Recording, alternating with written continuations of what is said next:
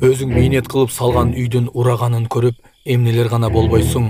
Казак элине сабыр тилейбиз. Президентибиз Садыр Жапаровдун буйругу менен Кыргызстандын Казакстанга фура жардам жөнөтүлүп жатат. Жана башка жаңылыктар түрмөгү. Видеонун астындагы үйдө караган бармакчаны басып, биздин каналга мына минтип катталып коюңуз. Ошондо гана сиздер дүйнөлүк жаңылыктардан кабардар болуп турасыздар.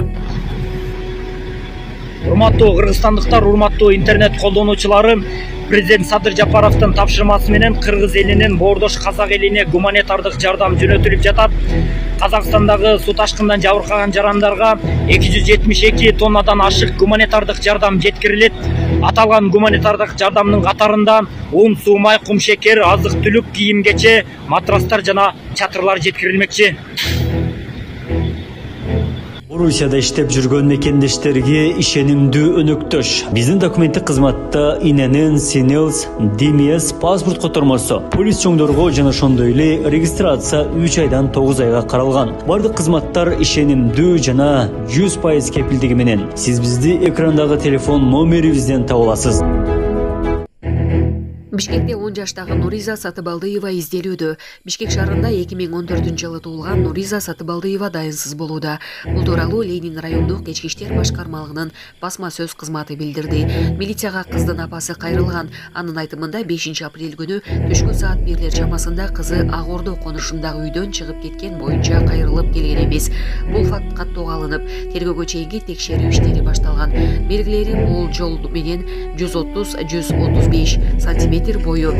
Кара жумал, орто дене түзүлүштө. Кийген кийими, капшону бар, кочкул кызыл свитер, көк шым, бутундай фиолетовый галош. Милиция маалыматы бар жарандарды 0312 35 29 47, 0312 35 12 70, 0553 10 28 80, 0703 40 16 00 же 102 телефондоруна чалып коюуну өтүнөт.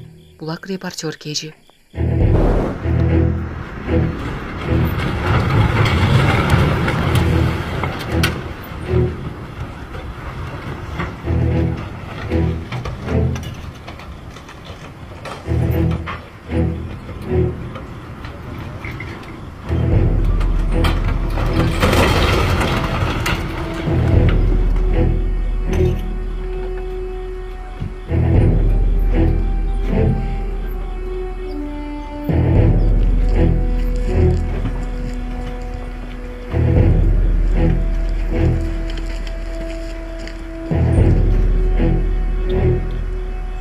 Всегда армандайтын сеңіздің жанынан үйім болса ғой деп. Енді Құдайға шүкір арманым орындалды. Өте қуаныштымын.